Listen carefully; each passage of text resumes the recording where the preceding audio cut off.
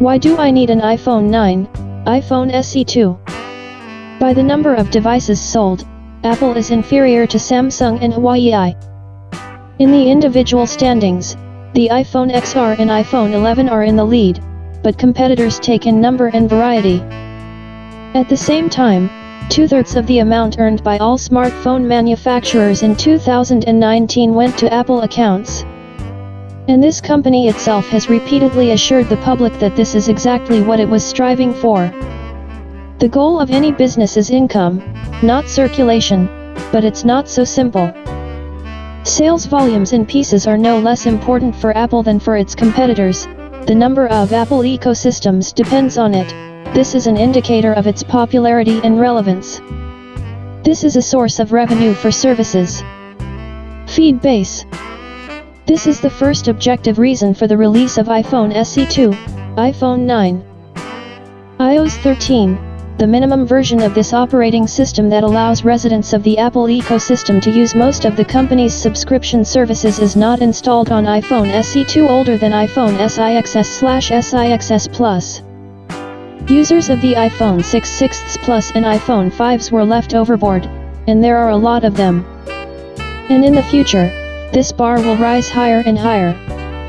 Therefore, a prohibitively cheap device, in a retro style, but capable of working with both iOS 13 and a couple of newer versions of iOS, is not a whim.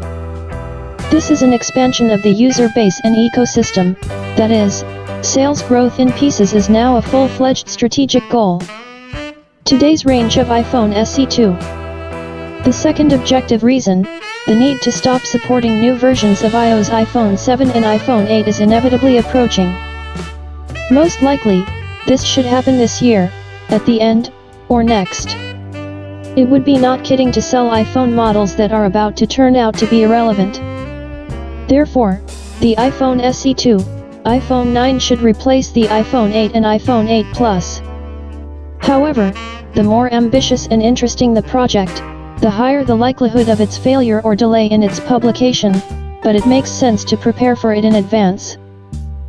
And the third reason, I'm not sure that it is also objective, the iPhone 8 and iPhone 8 Plus, which were quite popular in 2017 and 2018, have never been among the top 10 best-selling smartphones in the world, and their sales have been falling in recent months.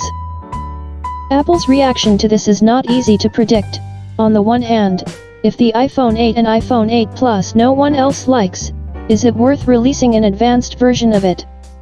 On the other hand, if it falls in price by $50, and its filling is replaced by an ultra-modern one, why not? Apple plans to sell 20 to 30 million copies in 2020.